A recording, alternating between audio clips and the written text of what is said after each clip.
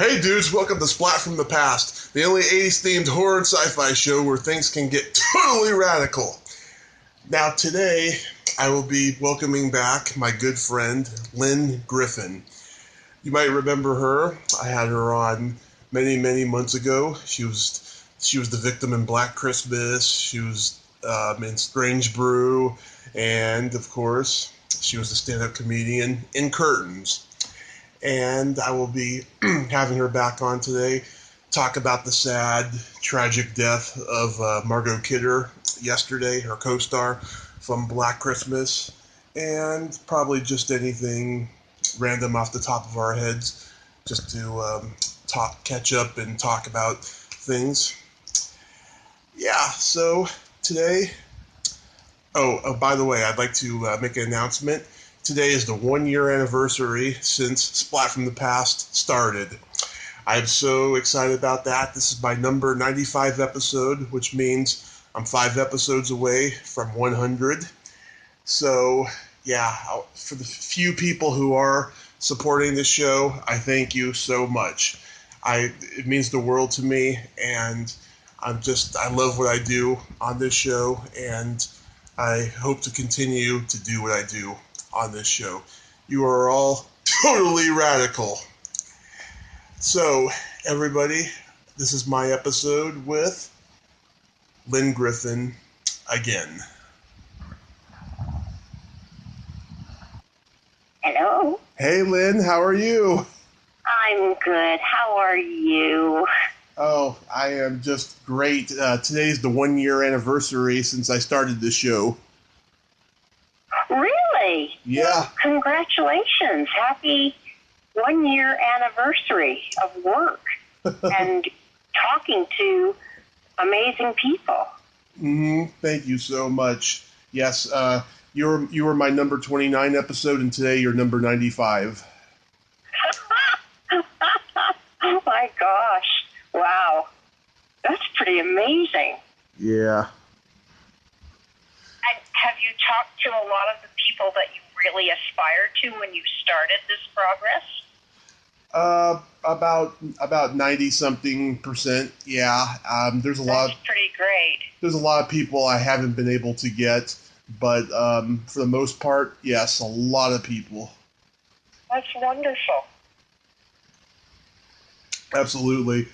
Yeah. No, I got one of your numbers mixed up. That's why I had trouble calling. Yeah, I saw that immediately. It was my fault. I actually typed the wrong number. My mom does that a lot with numbers. She's slightly dyslexic, so well, happens. I don't think it's that. I think sometimes I have like a very small cell phone, right. And when I go on the little, when I type things in, it's really easy to hit the one number beside the number you mean to hit, because I also do it with letters as well, and I think I need to get like a bigger phone. Yeah, that might work. Or with a larger keyboard or something, or just like actually pay attention and look back at what I've written to make sure it's correct. Yeah. Well, we live and learn. But yeah, when you said you can't get through, I went, that's weird. I'm sitting here like with the phone ready, and I went, that's weird. Anyway, problem solved. Yeah. So yesterday, we sadly lost Margot Kidder. Oh my God, that hit me like just such a wave of sadness. Yeah, me too. It just seems too soon. Yeah. And she'd really pulled it together and was doing a lot of good and had, she had certainly, realized sort of her new purpose in life and her activism. So, I'm very, very sorry to hear of her passing, and I've written to her sister, and of course, all the newspapers in Toronto. She's on the front page of every newspaper, and the only thing I was upset about is our local paper, the Toronto Star, carried an article written by someone in the New York Times, from the New York Times, instead of a local writer, which I thought was very odd. Right. And also, they didn't mention the filmed Black Christmas as one of her films. Oh, that's which wrong. I found odd. Yeah, that is wrong. Yeah, seemed very wrong. Almost to the point of I feel like, writing to the editor. Just because it was so, and something that she is so remembered by, not only as Lois Lane. Yeah. I mean, speaking of her activism, I remember years ago, I saw her, she was on the Dick Cavett show long before she was ever known as an actress. She was about 20 years old. Oh, wow. She was like leading some Canadian protests or something, and he had her on. She goes out there. She's dressed very hippie-ish, like in black, and Right.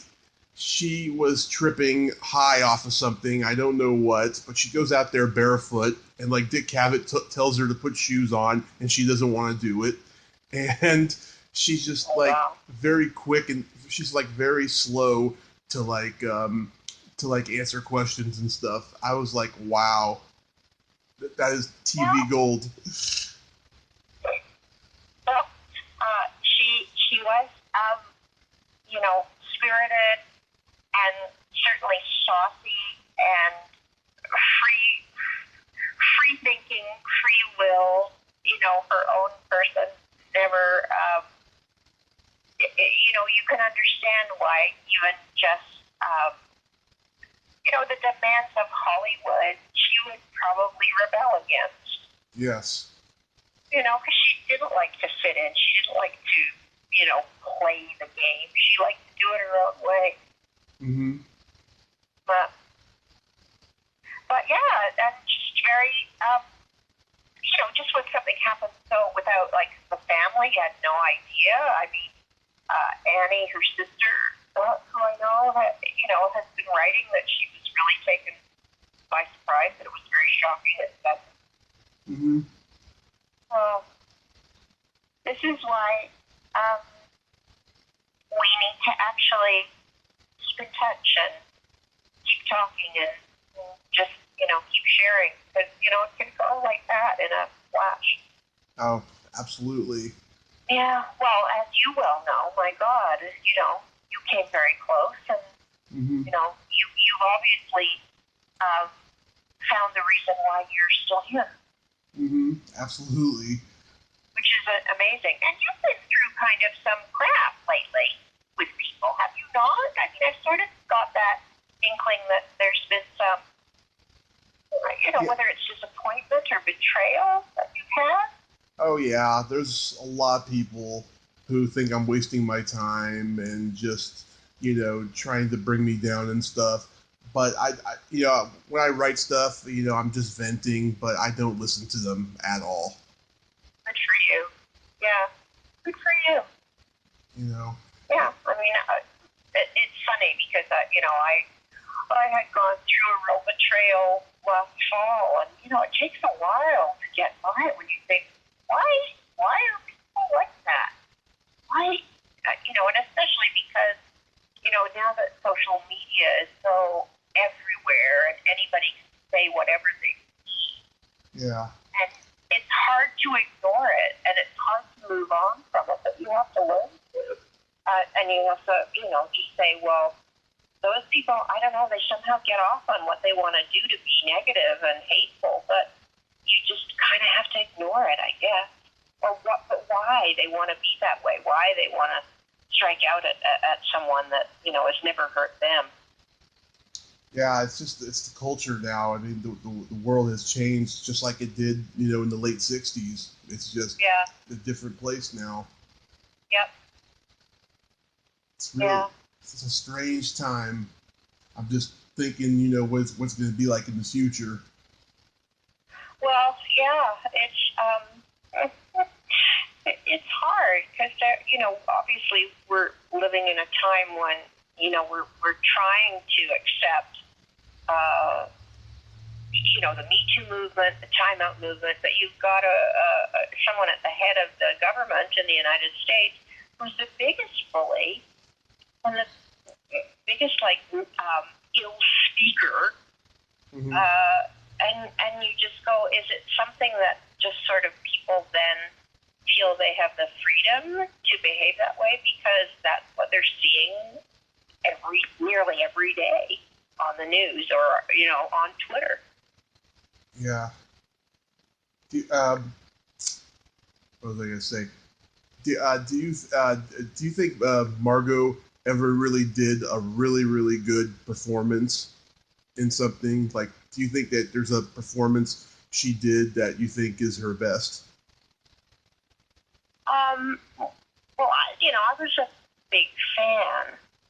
I mean, she had a really, I'm trying to think what the word was, sort of a spicy sense of humor and a quirky personality. Mm-hmm. So I really enjoyed that because, I know that the movie Sisters was really important for her. Yes. And maybe that's where, because she didn't get that much of a chance to be a really strong or get really strong dramatic roles. Mm-hmm. After that, there was sort of a comedic type to her because she had that lovely raspy voice. And I think, well, either she didn't know what to do with Hollywood or Hollywood didn't know what to do with her. But I think some of the work that she did later, to give her due, that she was a really good dramatic actress too. Yeah. So, I loved working with her in Black Christmas. She was, she was inspirational to me. Someone who was that free and that uncensored and authentic on camera, and willing to take great risks. And, that's something that I really admire anyway in an actor. But yeah, I would have liked to have seen her achieve even greater status than maybe, I kind of feel like they didn't know what to do with her. She was so beautiful too. She had such incredibly beautiful bone structure in her face. Yeah. The camera just loved her, like light just bounced off her face. Yeah, she was absolutely elegant, I remember. And yeah, I think she's great in Sisters. I also love Superman, of course. That's like one of my top 5 favorite movies of all time. Sure. Yeah, And she was terrific in it. And she had like moments of absolute like comic brilliance, comic timing. Yeah. Brilliance in it. I mean, to me, definitively, the Lois Lane of, I don't, anyone else, I just don't even consider. I just think, and I'm glad that she had that incredible opportunity, but, I just wish it had catapulted her to even bigger and more demanding and interesting roles for her. It probably did. She just didn't want to do it, It's possible. Yeah, it's very possible. It's very possible. And there's, there are people like that. And again, anything that you read about other actors that just have their own kind of, really march to the beat of their own drummer, they just don't want to play the Hollywood game. Yeah. And it's tough. Everybody wants you to sort of conform and fit a certain pattern or whatever they see that you should be. And no one would ever be able to control or stick Margot into a box. No way. No. Yeah. It was really really sad, though. And I never got to meet her, but I would have loved to. Right, and I was glad to see that, she did go out and do some conventions and meet some people. I mean, I would have loved to have, our dream was always to have sort of a Black Christmas panel and get Margot and get Olivia, and, we never were able to do it. Yeah, I don't know why, but no, that would be great. also move on, and obviously move out of that area. I mean, obviously she wanted to live in Montana. She wanted to be her own woman. She wanted to have her own life, and you can't stop from that. And some people just don't want to, and also to be continually just sort of remembered for one or two roles or something that you did in the past when you want to sort of find your future and explore what you want to do now as a mature actress. Mm-hmm. Yeah. So what? Yeah. Sorry, no. Go ahead. Oh, sorry. So I was curious about that project you just did for HBO that you mentioned. Right. Yeah. Well, I'm actually, I have obviously not seen it yet. I'm going to the screening here in Toronto, which happens tomorrow night. Mm-hmm. And so I will finally, and it's great because we will be able to see it on the big screen. I'm very excited to see it. I've watched all the bits and pieces of the trailer and such, but I'm very excited to see how it plays on the big screen and how it all came together. I don't know how many people from the actual making of the film. I assume the director will be there tomorrow, and possibly, I don't know how many people there will be, obviously of the Hollywood alumni from that film will be there, but I'll certainly be happy to represent. And it's, I'm just proud of the project. I was very honored to be part of it, be cast in that role. Mm-hmm. Sort of as the guardian of literature. Do you work with anybody big in it? Well, the stars really Michael Shannon and I'm blanking for a minute. It'll come to me. That's terrible. I should have really done my homework, shouldn't I? Why am I blanking on his name all of a sudden? That's so funny. My scene was primarily with Michael Shannon, but I'm going to have to figure out who this person is. Oh my God, that's terrible. Am I not remembering? Anyway, when it comes to me, it'll be in a flash and I will remember. But yes, Lily Singh was in it. A lot of Toronto people, but the big stars were Michael Shannon and this man that now I can't remember his name, and he was so phenomenal to me on set because when I had to be obviously set on fire, he was with me the entire way, and it was really interesting to have him so committed to being there for me with my coverage, and that's why I'm finding it extraordinary that his name is not coming to me at this moment. I must be getting old. Set on fire. Now I really want to see it. Yeah. It was an extraordinary time on set. Obviously I wasn't, I did have a stunt woman for the full engulfment of fire, but I was surrounded by fire in all the burning books. The story is obviously Fahrenheit 451 is now their new interpretation of the Ray Bradbury book, but they're setting it sort of in a more, advanced dystopian time and where we're living now. And with the digital age, they've included that and updated the story quite a bit. So it'll be interesting to see how it plays, but it's still one of those things that we're very aware of, that the printed word, that actual books and actual newspapers are sort of being phased out of our existence as we go so digital. And so I think it'll be interesting to see how they have interpreted that for, obviously, 2018 and where we are now. Mm-hmm. Yeah, that sounds like it's going to be really interesting. The original Fahrenheit 451 is one of Martin Scorsese's favorite movies of all time. Ah, interesting. Yeah.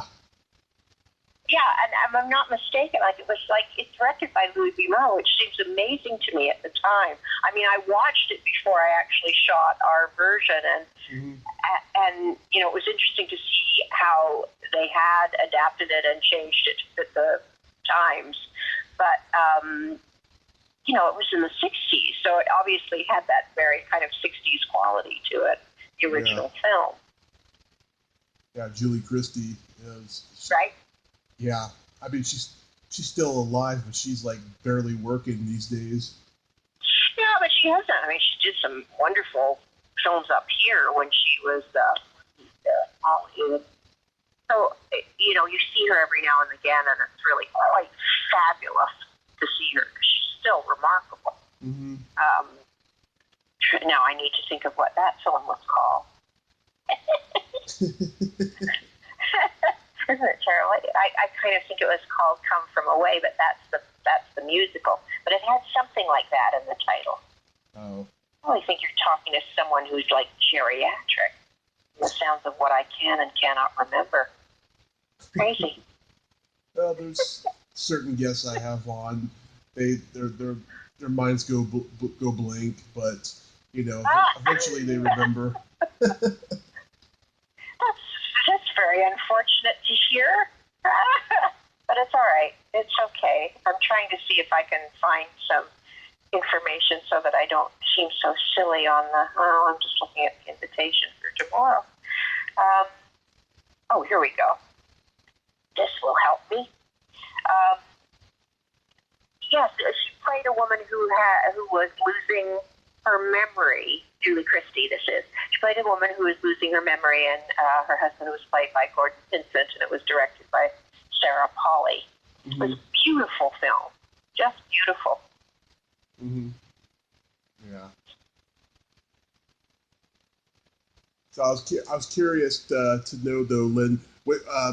I've been having a lot of guests on since October, and we've been talking. They've been telling me about about their like Me Too experiences and stuff, and I was curious to know what you thought about the Me Too movement, and if you ever had any of those experiences. Yeah. Okay. First of all, Michael B. Jordan. There you go. Michael B. Jordan is the other actor, the brilliant actor who's playing Morag in Fahrenheit 451. Yeah, well, I grew up in a time and started my career in a time when the casting couch was quite prevalent. Look not at that curtains. I ever particularly. I certainly was, chased around a desk now and then and invited to someone's hotel room who opened the door of the hotel room wearing a towel. It was at that point, obviously, and we're talking, late 60s, early 70s, it was quite prevalent. I never succumbed to anything that I would be ashamed of. There are certain people that, I would probably at this point in time call out and say that was wrong. I'm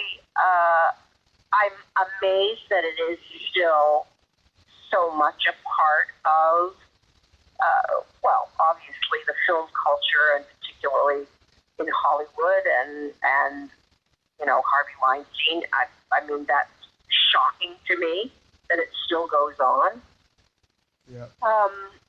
I'm delighted that finally there is now some reparation for all of those times that women, not only in film and in Hollywood and in the culture of cinema, but people everywhere, women in politics, women in every walk of life had to deal with this. In fact, that you can't even tell your story and be believed. At least now, women are being believed. The extraordinary thing is, now a couple of weeks ago was Bill Cosby finally being called upon, and those women, and Andrea Constand finally being believed after all the time that she's fought this. She spent years of her life Yeah. trying to have reparations for this. I mean, it's awful. And the only backlash or the bad part about it is I was actually meeting a friend yesterday who's a director, and he said, I don't know now whether I can touch a woman. And he's a director, and I've worked with him, and he's lovely to work with, and he's a very, very caring, supportive, and, wonderfully empathetic man. But to have now men be scared of even reaching out and touching someone or making a compliment or making an observation, possibly about how you look, or the fact that they appreciate how you look is now getting to the point where you have to watch what you say, watch what every step you make. Yeah. Because, the business that we're in requires an enormous amount of familiarity and vulnerability. And you go into it knowing that. Now, as long as we now know there are safe words and there's consent that has to happen, this is all very good, but I think it's going to take a while before it really settles into something that we really know how to behave now and what to call people on, or if a woman is going to call a man out on inappropriate behavior, what are the guidelines before we get to the point where, as a teacher, I always thought the point where I couldn't actually spend any time talking to a student one-on-one anymore without someone else present, or being able to teach theater without being able to tap into their emotional vulnerability and to be able to touch them, which you can't do anymore. So it's a huge issue. It will take time to probably settle down and become people come to the point again where they're comfortable in how to behave with one another on a set or in the office or wherever they are in relationships. It's a real sea change in human behavior, period, I think. Yeah. My parents brought me up to respect women, and I do. And, most of my guests on the show are women, and I've been very fortunate. It's funny, all my life I've been hanging out with girls that are tomboys, and they're not easily offended by any kind of dirty jokes or anything that I like to tell and stuff, and well, I've been known to tell a dirty joke too. Oh, I know. So I don't know how we draw the line, and how do you feel now when you're with your women friends or talking to women? How far do you think you can go before you're censoring yourself? Yeah. I mean, I have a lot of girls on the show. Girls that like Leslie Donaldson and Lisa Langlois and even Catherine Mary Stewart, and right. I can joke with them dirty and stuff, and they laugh hysterically. But then I had this one guest on the other day that I was looking forward to having on so much. She's in my favorite movie of all time, and I was pointing out how she was in this TV show adaptation of a movie, and in the TV show adaptation, of course, it's on network TV, and there was a lot of dirty stuff in that movie. And so I went, into graphic detail about that stuff, thinking that she was like a lot of the guests I had, and she called me out. She was a little offended, and I apologized to her, and luckily she liked me, so she didn't hold it against me or anything. But in a context like that, I can kind of see, where the culture is headed in that direction, because, not every woman is, not easily offended. Well, and how do you know when you're, stepping into a situation and you're being very careful as to how you tread further? I loved when you had actually said to me, a lot of people swear on my show right now, and that's cool. That's cool with me. And you go, how much are we censoring ourselves now because we're afraid we might offend someone in some way, even whether it's something politically incorrect that we say? I mean, what about this poor woman this in politics right now who made the ill-phrased comment about John McCain? And it has held the news cycle for over, it seems like it's coming up to a good week now. And this was a comment that was made privately. Yes, it was then leaked out. But you go, oh my goodness. If you're going to be in a room with someone and you say something that maybe even jokingly seems ill-formed or awkward or negative, and then it's going to be somehow leaked out by someone that you feel maybe you talk to people, you talk to them and you laugh and you make a comment that's fairly wry or rude, but it's going to get out and then it's going to get back to you, and then you're going to have people pillory you for it. It means we have to all be so careful in what we say, and even what our stance is on any given subject. Am I going to be criticized by women who say you should be more supportive of the Me Too movement? I've said I didn't really want to get really heavily on board because I haven't had a lot of experience with it, and what I have had has been in the past. I'm fully supportive of women wanting to speak out. What worries me is taking down organizations or really killing careers. Mm-hmm. I mean, are we really going to never watch a Kevin Spacey movie again? Are we going to boycott people because of their behavior? And where does it lead? Like, is it not? Where does your private life and your public life become so fodder for anybody to take apart your private life? And what are we entitled to in terms of our privacy, and what are we not? Yeah. It's gotten very, and this is all because, everything, the internet has exploded our privacy. Yeah. It's just gotten to be so bizarre. I jokingly told someone, I said, they asked the same question you just asked, about, what's going to happen in Kevin Spacey's career and everything, right? Yeah. And I jokingly said, he's going to be on a hit TV show. That'll be his comeback. And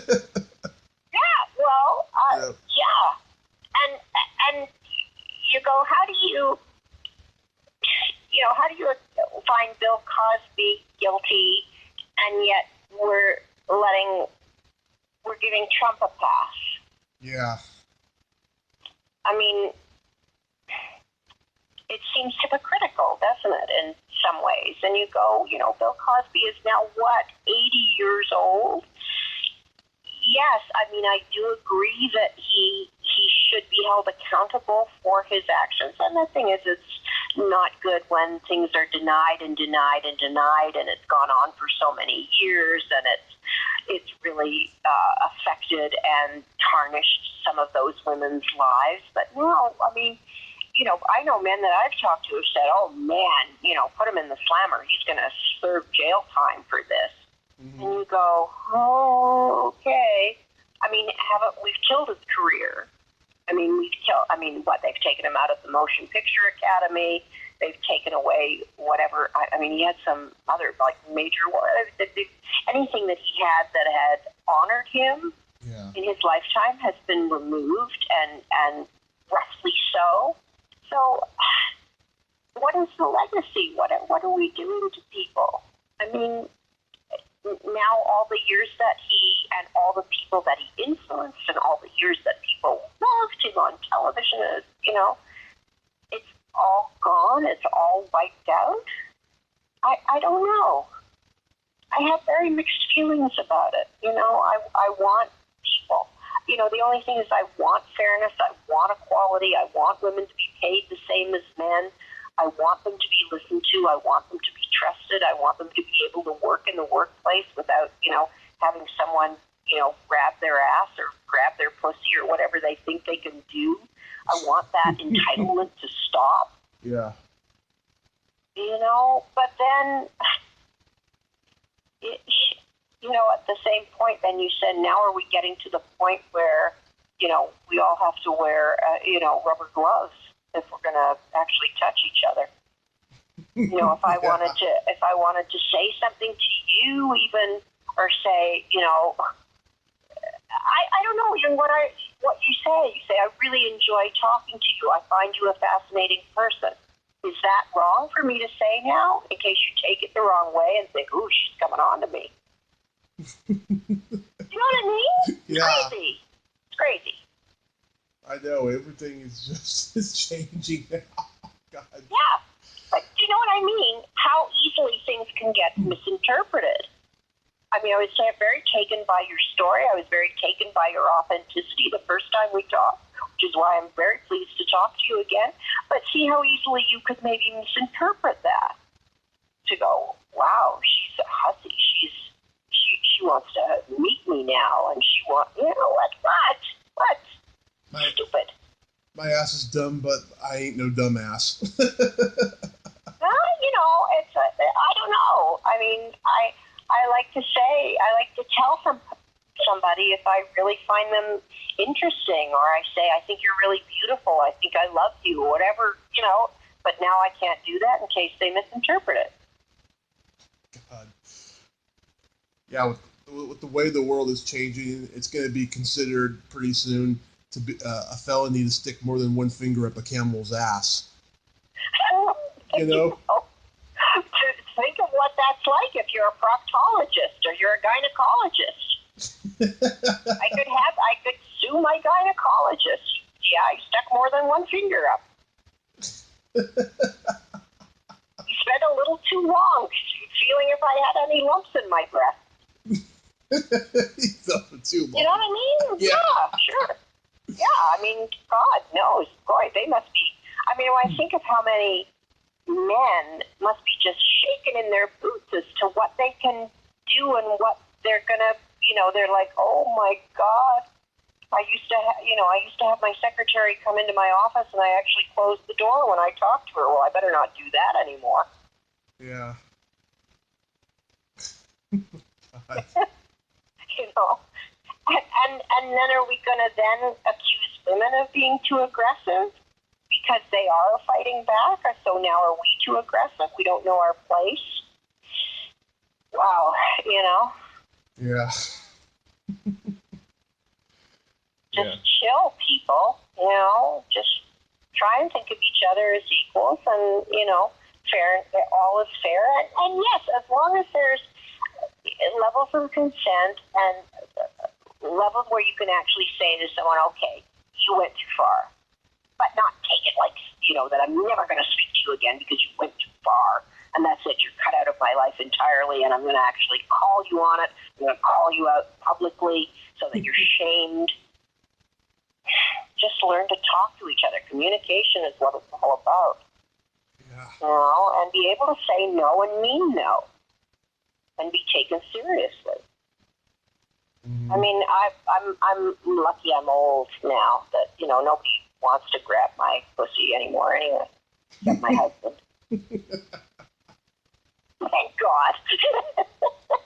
But you know what I mean? Yeah, if I was a young actress nowadays, I would be really probably much more involved than I am. I'm looking at it as an observer now because it's not something that immediately I'm worried about going to an audition or being on a film set and finding myself, you know, harassed or abused. I mean, it just doesn't happen. But, you know, when you're older, obviously everybody treats you with greater respect, even though you might be, you know, a saucy old lady and, you know, want to say to them, you've got a cute ass.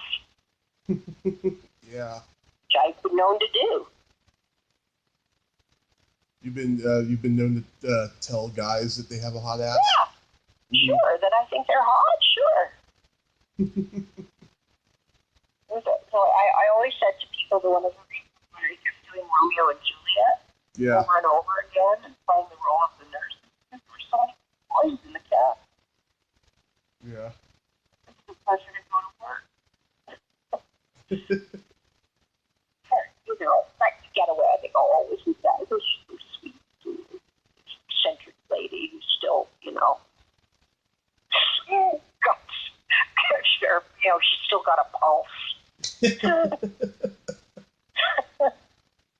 But yeah, it's we are living in strange times, my dear. Yeah. If I could ask Trump anything, I'd say, where is the pussy? Yeah. Well, I have 4 of them in my house, and I'm serious, cat lady. Yeah, I love cats too. Yeah, but to his supporters, none of that seems to matter. Stormy Daniels doesn't seem to matter. Yeah. And it is pretty amazing, and I support her completely. I hope she is heard and believed, and finally has some resolution to what she's been dragged through. Yeah. But do you remember that comment I posted? You posted something about Trump. I can't remember what, and I commented, "My Audi belly button would make a better president." Yeah. But I mean, is it not just mind-boggling that day after day, week after week, we hear these shocking admissions and lies and whatever, and it just keeps coming, and it just goes on. Yeah. And you go, well, I certainly hope something will shake up the midterm elections, and certainly something will prevent him, or someone will prevent him from ever serving another 4-year term if we have to actually live, with this guy for another 4 years, for another 3 years. I'm just glad I'm not living in the States. Yeah. It's starting to calm down. I remember just that first couple of months, it was just fucking insane. I mean, story after story, about little minor things, and some of them you can tell some of these women are jumping on the bandwagon and lying. Some of them, but it was just insane for the first couple of months, up until the new year started, and that now it's starting to calm down a little bit. Well, calm down, but at the same time, we have Michael Cohen, and we have Stormy Daniels, we have all this. I mean, we have Making Jerusalem the capital. All of a sudden there's like this bloodshed. I mean, it's just everything has a consequence. Everything that he says has consequence, and it's just sort of seems to move on to the next faux pas, or the next lie, or the next misstep, or whatever, or cover up, or whatever, and nobody seems to be able to get to the bottom of it, and nobody seems to be able to kind of say enough is enough. Please, let's have some respect. Let's get respect back from the rest of the world. That we're all, looking baffled and going, how can this continue? Yeah, and I've tried joking about it in my stand-up, right? I don't want to put it really much on Facebook because I don't want to get a lot of haters, even more haters. Well, you'll get a lot of controversy, probably. Yeah, more haters than I have already. But I've done things like I tried to make light of Louis C.K. masturbating in front of women, right? Like I said, there's some women who came forward and said, yeah, even though he masturbated in front of them, they didn't take it personal because they know he's a good guy with just a few quirks. And I said, yeah, if that's true, then how come he didn't offer them popcorn?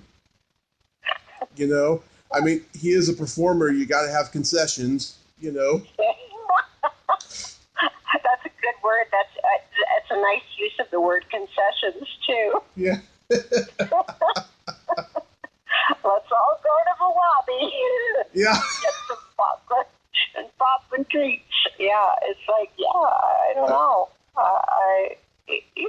It's odd because, there's been certain, high-profile people that we've heard, probably more than we want to hear about their personal quirks. But you go, I don't know. I don't know where you draw the line. And, you can always walk away from situations. Most times, I would think, unless we're, talking about people who are seriously sick and, have some kind of illness that makes them want to misbehave and criminally misbehave. I mean, I don't know. In those situations, is it criminal? I don't know. I think if it's consensual, that's good. Just it's not good spreading it around. Yeah, and I think consensuality is something we're having a real difficulty trying to set the line in the sand, aren't we? I mean, that's really hard when something's like, okay, it was good up until this point, and then I didn't like it anymore. I was really happy and fun, and we were having fun, and we were laughing about it, and it was, sexy or wonderful or funny or whatever, and then it went too far. Right. So, you have the safe words, and we're pushing the envelope on that too. We pushed it a long way with what we're calling, consensual. Is it consensual if all of a sudden you, smashing your head against the wall? No. Yeah, we have the whole John Gomeshi thing that happened here. I don't know if you, and who was had his radio show called Q, and then all of a sudden, these women came forward and started saying, even though they had agreed to be there and be on a date, and it went too far, and it got violent. And you go, I mean, if you know this about a person and you know that they could be the kind of person who would push a situation that you wouldn't feel comfortable with anymore, then you went on the date with him to begin with. So it gets very tricky. It gets very gray area of where you go, is that you didn't feel safe anymore, so you should be able to say stop, no, and not continue. But still we go, where does it become criminal? Yeah. Where does it come against the law? Yeah. I have difficulty with it all. I have difficulty kind of finding the medium ground and being able to just say, and I know I have a lot of women friends who, when we were talking about first people putting on Facebook, just typing #MeToo, all my friends did. All the people I know did. All the women I know had posted, #MeToo, and they're like, oh, we've all experienced it. So have we gotten past it, or have we found a logical middle ground where we're okay, or are we still fearful of some people and willing to call out some people and wanting to have some kind of revenge or payback? Yeah. It's starting to just become this rat race of one-upping everyone. in a way, like, just, um, who's gonna shock who, who's going Right. to, you know, piss somebody off, all this stuff. Yeah. Well, it just becomes yet another thing that distances us, like as human beings. It distances us because it makes us fearful. Mm-hmm. So we've already got social media that's starting to distance people, and they're fearful of saying what they really feel, or being called out on it, or having cruel responses to it. And we're distancing each other so much by being sort of digital and not tactile anymore, that we don't feel safe being tactile or being verbally uncensored. Right. Just being able to say whatever we please and being understood. I mean, it's a very, very tricky situation. It's interesting because I'll be interested just getting back to Fahrenheit 451 to feel what have we done to each other, to society in general, by being so digital, by being so we don't meet up and talk to each other and talk things through face to face anymore. We text, we Twitter, we do all these things that has some kind of remove and some distance from actually being one-on-one and solving situations if they do come up that are awkward. Right. So easy to tweet something, so easy to email somebody, it's so easy to break up with someone, in a text. Yep. And people are doing it all the time now, so there's so little that we actually are humanizing ourselves and not making ourselves more,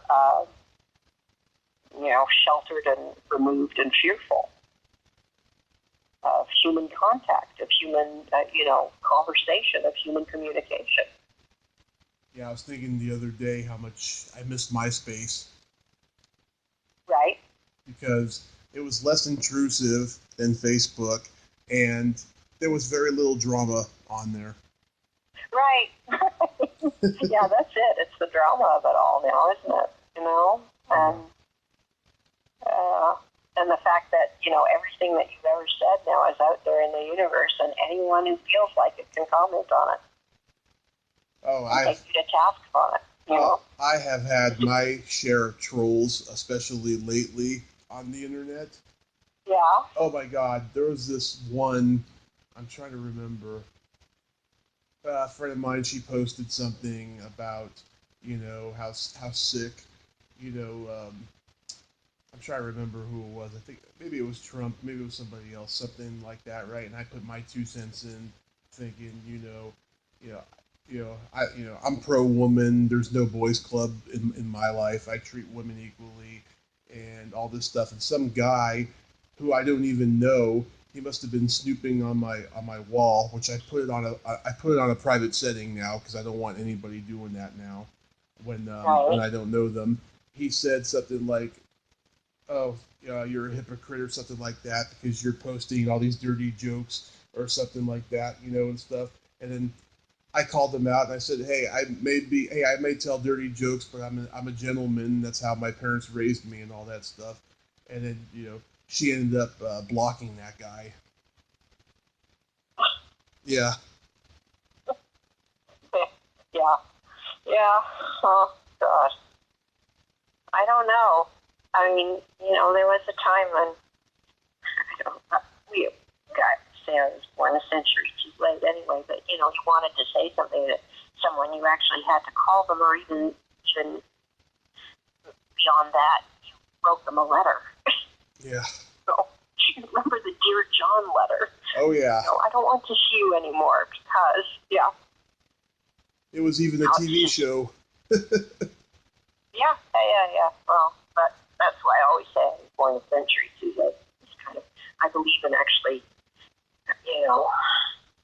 having conversations with people, actually talking to them on the phone. Look, we got to talk on the phone.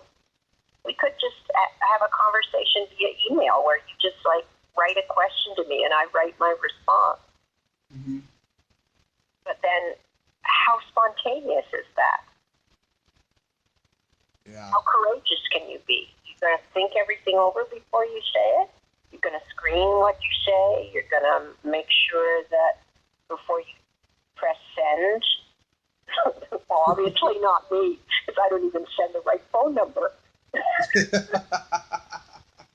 You know? But are you going to go back and read everything that you've written on an email or on a text before you send it? No. Oh, for the first time in my life, I've been very careful and like I proofread stuff before I send it. I never used to do that before, but now I do. Right. Good for you. Yeah, that just saves you a lot of trouble. A lot of trouble, yeah. There was one thing I did write on Facebook. I said, I don't think you're ever going to hear about a voiceover actor having a Me Too situation because they like to go to the studio naked. And how do we know they're not? Yeah, that's why I said that. We may go, we're watching this really cute animated cartoon. What do we know? We don't know what it was like in the studio. Yeah. One of the things that you always say when you're doing voiceover, you're doing animation or stuff, you go, hey, I went to the studio in my pajamas. Yeah. Well, that's the great thing about it. You don't have to present a public face, but you could take it too far. I don't know whether you get hired all that much if you kept saying, I can only do voiceovers. I only feel comfortable if I'm naked doing voiceovers. Yeah. You might not get hired that much. Depends on what you wanted to get hired for. I mean, I'm sure they do ADR on porno films in the nude. Yeah, I'm sure they do. That would be funny to think of, wouldn't it? If you're trying to do ADR and doing ADR on a porno film. I was listening to some outtakes of a cartoon. I think I heard a pussy fart. Yeah, yes, exactly. We can edit that out. Oh my God, that's a funny image, actually. Yeah. You go, well, and especially if you're kind of having to ADR an orgasm. Yeah. Like what Meg Ryan and When Harry Met Sally, right? Yeah. I want what she's having. But yeah, I mean, Oh God, I wish I could see the footage of Rob Reiner enacting that orgasm scene when he was trying to show Meg Ryan how to do it. I wish I could see that footage. It must have been hilarious. Yeah. I interviewed. And now, like, actresses would they say, I don't want to have to do that. Like I don't consent. I think that would be going too far if you're going to ask me to fake an orgasm on film. Is that? Yeah. Then where does the line of consent come there? Now I don't know. I guess, but there's so many people who don't do nude scenes. Yeah. And don't have it. I mean, it makes me crazy when I see these, fairly explicit sex scenes, particularly on television. And the woman is always wearing a bra. Yeah. The first thing I would take off if I was about to have sex would be my bra. Yeah.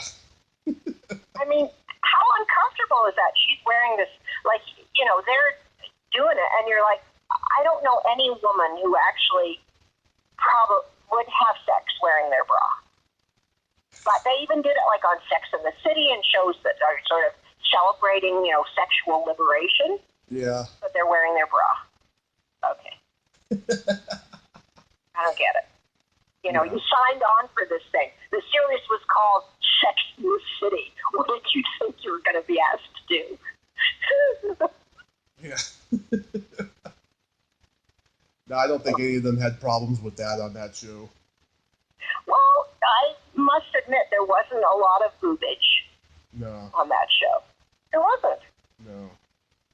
And well, we watched something the other day where there's like full male frontal nudity, and you're going, wait a minute.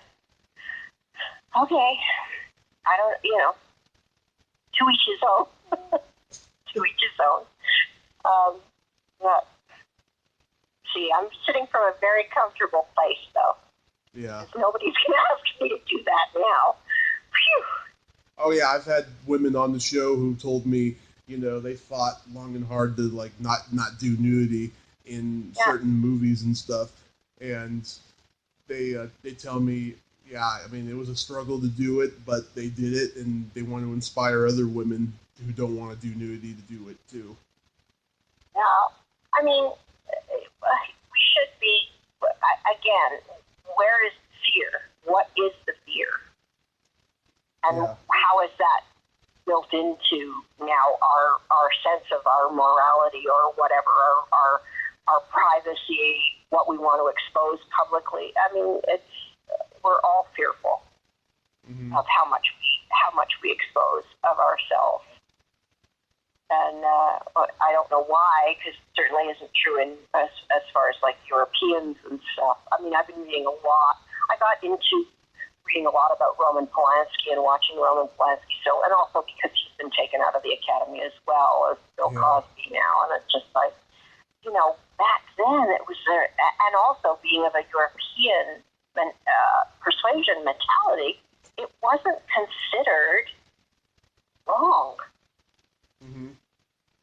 And so for this man to have been really this, brilliant filmmaker to have been blacklisted all these years and finally now take away his status in the Academy, you're like, oh my God, can we get over it? Can we get past it? Yeah. Oh, I saw this video. It was very disturbing. Somebody made this video on YouTube with like all these like documents and all these quotes and stuff of like possibilities of Steven Spielberg being a pedophile, right? Oh my God! And one of the things they said was that he back in the 70s, there was like a newspaper story. It was just before Polanski's scandal. They were like skiing together or something, right? And they said, and so they said, yeah, that's one indication that he might be, because he was hanging out with Roman Polanski.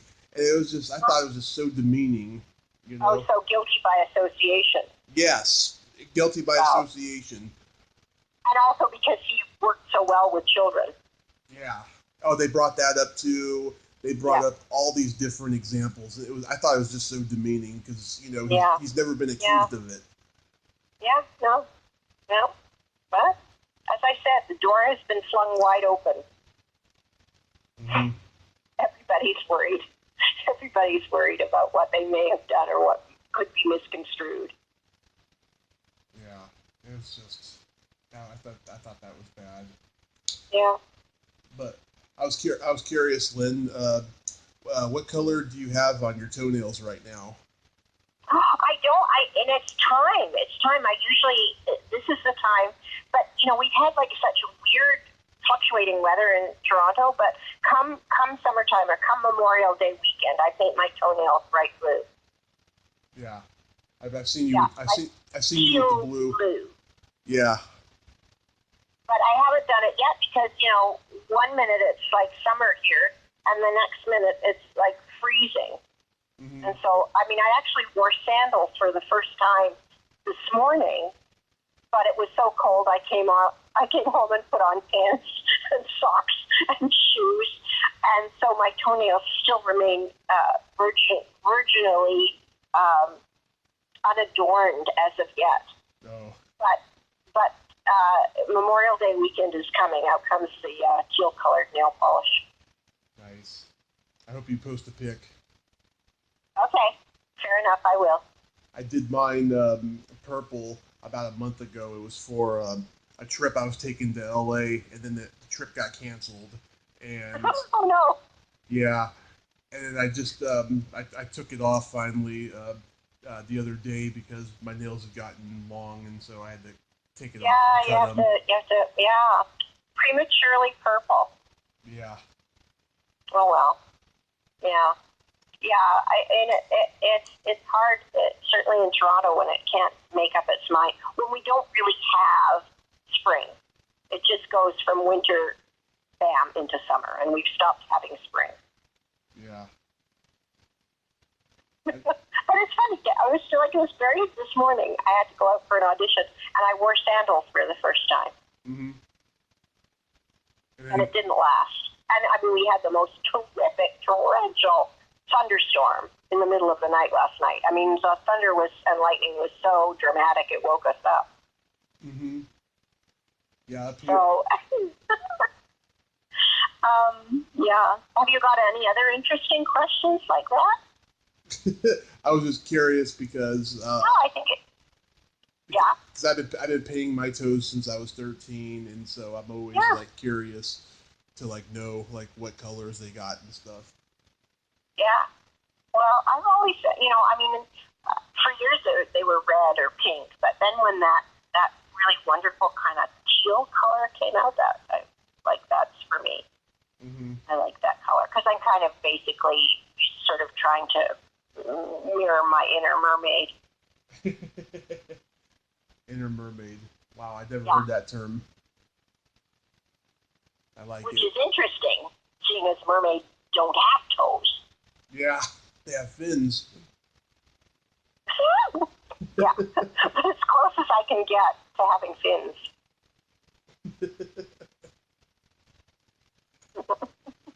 Well, I got some jokes for you that I wanted to tell you. Okay. So, you know what they call a black comedy movie that was shot in Canada? What? It's Always Snowing in Winnipeg. Okay, a black comedy movie. It's really sad.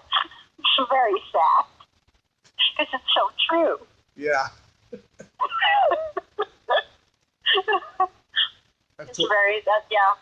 Oh God. I've told that to a couple of Canadian guests. They think that's hilarious. Yeah, it's true. It's like when we say we have what is it? 9 months of winter and 3 months of good skiing weather. Mm-hmm. Yeah. And I don't mean water skiing. Yeah, water skiing. Yeah. Yeah. So what else? What does a redneck do for Halloween? Oh God, I don't know. Pumpkin.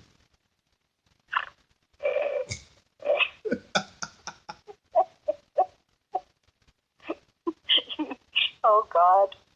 Tell that Canadians and change redneck to newfie. Newfie? Yeah, sad. What's newfie? I don't know that word. It's a Newfoundlander, someone from Newfoundland that we all make fun of because as Canadians we make fun of Newfoundlanders the same way other people would make fun of, I guess, redneck. Redneck would be comparable. Oh, so they're Southern Canadians. Yeah. Easterners. I didn't even know those existed. Oh yeah. And this is my favorite joke. I tell it on the show all the time. A bear and a rabbit are taking a shit in the woods, and the bear says to the rabbit, "Excuse me, sir, do you have a problem with shit sticking to your fur?" The rabbit says no, so the bear wiped his ass with the rabbit. Okay, that's good. And then the rabbit died from the stink. Oh God. Why do they always use bears on toilet paper commercials? Oh my God, I posted a status about that. I said, that's so weird. I said that the Charmin bears are always checking each other for dingleberries. Yeah, I guess. I've never quite figured that out. Yeah. And is it because I don't know that I figure it out. Maybe. Is it because we say, does a bear shit in the woods? I don't get that. Maybe. Like, why are bears representing the people or who uses Charmin?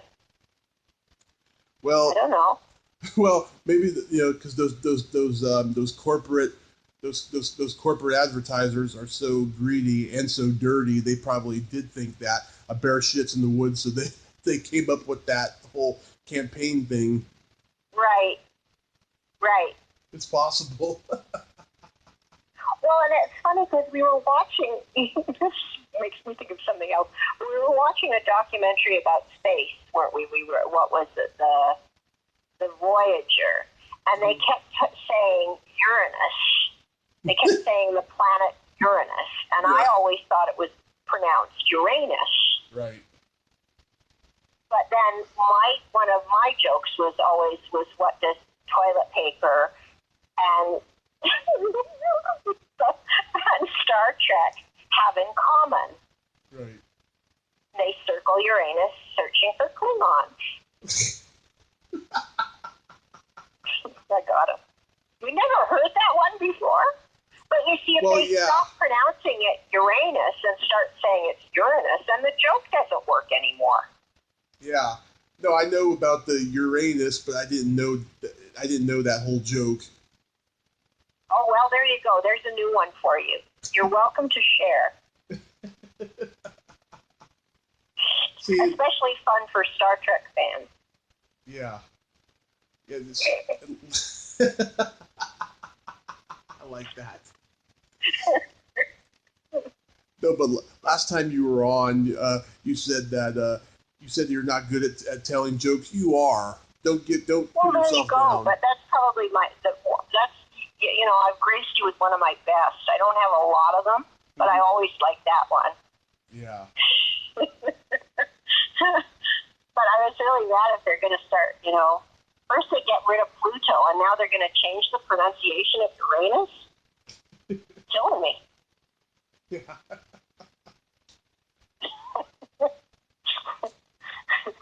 Now this Fahrenheit 451 remake. Oh yes, we're getting back to that conversation. Okay. Well, just before we wrap it up, I was curious.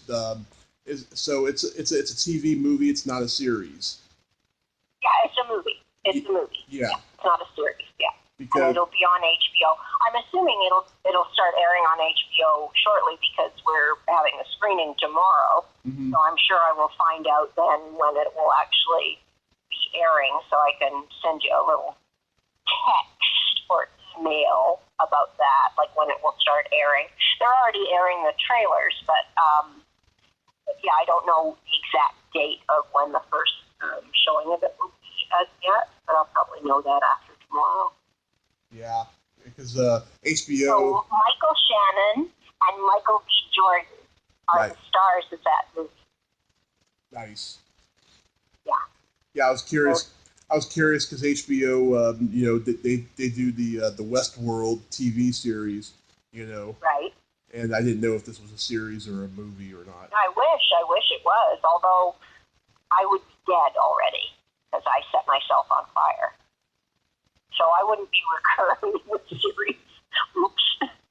Not unless you're a ghost. Spoiler. I should, edit that out. That's a spoiler. Yeah, not unless you're a ghost. Yeah, that's true. But yeah, at least it's on, film. So even in the movie, they keep repeating and showing it over and over again. I'm telling you too much. You have to watch the movie. I shouldn't spoil it for you. I will. They've been having some good stuff lately on HBO and especially Showtime. They've been doing a lot of good stuff. Yeah. There's too many channels, though. You can't. I go, I want to watch that. Oh, it's on Crave. And now there's like a new one. There's new ones every time. No, that one, no, I can't watch that one. It's on Showtime. Do we get Showtime? Sometimes we get Showtime. I don't know. There's so many channels now that I suppose being in this business, I should just bite the bullet and spend the money on this huge cable package. But it's just like I go, oh my God, I don't watch that much television. Yeah. And, so it just seems like ridiculous to be spending hundreds of dollars per month just so that you can get every single channel. And you get like a basic cable package here where you're getting Korean channels, golf channels, things that I couldn't give a shit about, but I have those. I have all the foreign channels. Yeah. I don't have, like, I don't have news network. I don't have, like, certain ones that I just go, I should have these. Why don't, but I have to pay for them if I want to have all these. And then they keep adding more, and I keep going, I'm an actor. I can't afford to pay, $150 a month for my cable TV. Yeah, I was on YouTube and I watched HBO promos on YouTube from like the 80s, the stuff that I remember and stuff. Right. We were always taping stuff when I was a kid on HBO and stuff. And I remember all these promos and everything. I'm looking from like 1984. I'm looking to see if Strange Brew was ever on HBO, and I don't remember it ever was. I don't know that it was. That's interesting. I don't know. Yeah. I don't know whether they ever showed it on HBO. I mean, they show it a lot, but I don't know HBO. And there's channels that people say to me, oh, they're airing this series of yours, and it's on, some channel in the United States that I've never even heard of. Mm-hmm. Yeah, because like... Say, I watch it on Galaxy TV, and I go, whatever that is. Maybe you only get that in Florida or wherever the people are watching this thing. I don't know. There's all these different, but you go, obviously some of these things are airing, and you're not aware of it. And most of the time your union isn't aware of it, so you're not getting paid for them. Yeah. But enjoy my, enjoy all the series that I did that I'm not getting paid for. Quite all right. Go right ahead. As long as it looks like I'm still working to people. Yeah. Right? You're still right. You're still viable because all your old shows are still being aired on TV without being paid for them. Right. That's okay. Well, Lynn, thank you so much for coming back on. Thank you once again, and as always, fascinating conversation. Just, really happy to talk to you, always. Oh, I love talking to you. You're just so friendly and so easy to talk to, and a lot of fun also. And I'd like to have you back on again soon. And okay, sweetheart. And I did swear a little bit, and I did say some dirty words this time, so you should be proud of me. Oh, I can't tell you how proud of you I am. Honestly. All right, well, you take care, and a pleasure always. Yes, and I will take a look at Fahrenheit 451. Okay, sweet. Okay. Oh, and by the way, I messaged Sean about interviewing him. He hasn't gotten back to me. Well, I will give him a kick in the butt for you. Okay. I will tell him to do it, and I will even, share his phone number and say, just call him. He'll be happy to talk to you. Awesome. He's just shy that way. I think he's a bit shy. I don't know, but he knows that I really like him, so of course he'll talk to you. Awesome. All right, darling. All right. Take care. Take care. Have a good night. You too. Bye for now. Okay. Bye. Well, there you have it. Lynne Griffin. Ain't she a sweetheart? Thank you so much, Lynn. That was just really insightful, hilarious interview. One of my favorites, and I genuinely mean that. If you like this video, please subscribe to my YouTube channel. Add me as a friend on Facebook. Join my Tommy Kovac comedian page. Follow me on Twitter and all that fun stuff. Well, that's all time we have this week on Splat from the Past. Until next time, this is Tommy Throwback Kovac saying, there's no shame in living in the past because the present sucks. Happy 1-year anniversary, Splat from the Past, and later, dudes.